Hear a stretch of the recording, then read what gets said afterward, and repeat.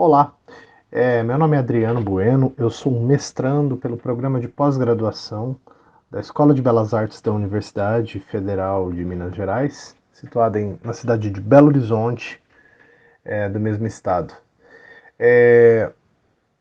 Antes de começar a minha explanação, gostaria muito de agradecer, né, pelo convite e também pela oportunidade à professora Jenny Gonzalez, pela maravilhosa disciplina que ela ministrou durante o semestre letivo, né, do programa de pós-graduação, no primeiro semestre letivo do ano de 2020, né, e que com a disciplina Registro, Documentação e Arquivo, né, do Patrimônio Cultural Imaterial.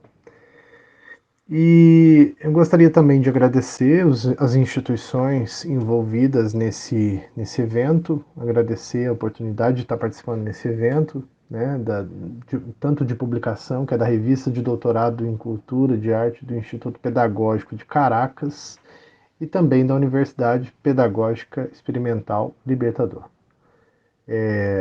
Logicamente também a Universidade Federal de Minas Gerais, que já foi citada. O meu trabalho ele se resume, né, numa breve reflexão acerca do patrimônio imaterial, com a abordagem nas manifestações do ser humano, né, como agente,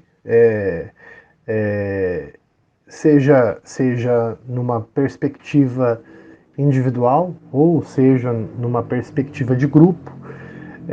Esse agente ele é o fator determinante no que se refere às manifestações, né, culturais,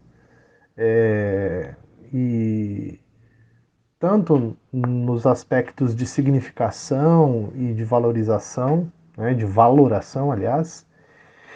E esses agentes eles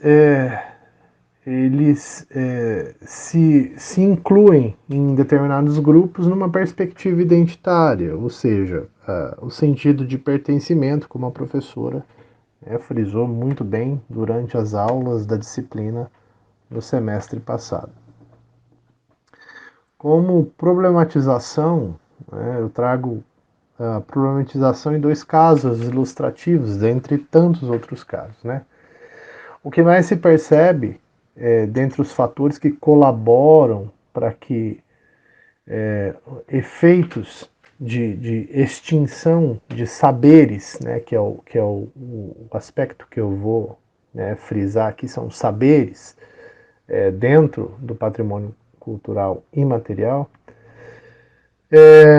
Dentre os fatores que colaboram para os efeitos de extinção de alguns desses saberes tradicionais, o fator mais determinante está atrelado diretamente à questão da modernização e da industrialização, principalmente quando a gente fala de saberes e fazeres. Né? Para com o objetivo de uma breve análise, eu trago aqui dois exemplos de ofícios, né, que, que, que serão abordados aí nessa perspectiva, né, que é o ofício do bate-folhas, que se trata de um profissional que produz folhas metálicas, folhas de ouro ou de prata, ou até mesmo de cobre, para ornamento de esculturas, mobiliários, até elementos arquitetônicos, né, de madeira ou cerâmica ou de vidro, enfim, suportes variados. Esse profissional, ele sempre fez esse tipo de material de maneira artesanal. Uma curiosidade desse ofício é que esse ofício ele tem uma especificidade muito peculiar. Esse profissional ele tem que ter alguns pré-requisitos no que se refere a conhecimentos técnicos, que vão desde ourivesaria até técnicas de fundição, técnicas de elaboração de ligas metálicas, enfim. Esse profissional, ele precisa ter esses conhecimentos para que ele consiga fazer, através do ofício, que é muito específico, de fazer as folhas de ouro, que elas são muito finas, até a produção e a venda, né, desses materiais sob encomenda. Por um outro lado, trago também aqui a produção do artesanato, né, do Vale do Jequitinhonha, no estado de Minas Gerais, que é uma produção também que tem um aspecto técnico também muito tradicional, muito antigo, milenar, vamos dizer assim, que traz na produção da cerâmica, né? Produção cerâmica, a sua atividade sua principal atividade, vamos dizer assim. Nesse sentido, se a gente for comparar esses dois ofícios eles têm como características principais assim e características divergentes essa questão do feito à mão, do artesanal, né, dessa questão da artesania, do feito à mão, do processo, né, manufaturado, né, de produto manufaturado. No entanto, quando a gente pensa em produto, né, a gente pensa a folha de ouro como a produção de um material e o artesanato do Vale do Jequitinhonha como uma peça pronta, né? Talvez esse seja um dos principais aspectos que os diferem e o que vai fazer com que eles, né, lidem de maneira diferente com o impacto, como foi dito e frisado no início, com o impacto da modernidade e da industrialização, né? Ocorre que, dentre esses dois ofícios, né, tanto da produção das folhas de ouro, que é um ofício também muito tradicional, né, centenário, milenar, vamos dizer assim, que essas folhas elas eram produzidas no Egito Antigo. Tanto a produção das folhas quanto a produção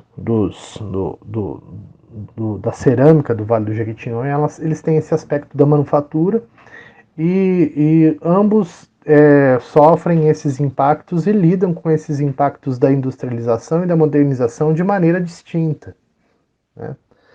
Ocorre que, por conta desse advento da industrialização e também da modernização, a produção de folha de ouro ela foi se industrializando, obviamente, né? O que acaba otimizando, né, agilizando o seu processo de fatura e também acaba onerando menos, né, a produção, visto que se tem um maior volume de produtos, né, feitos, esse valor de venda e de mercado ele diminui. O que acontece de maneira oposta com o artesanato do Vale do Jequitinhonha, porque se a industrialização chega, ele perde todo o valor por motivos óbvios, né? O artesanato do Vale do Jequitinhonha ele só tem valor por ser artesanal. A industrialização e a modernização ela não consegue chegar ali, né, diretamente falando.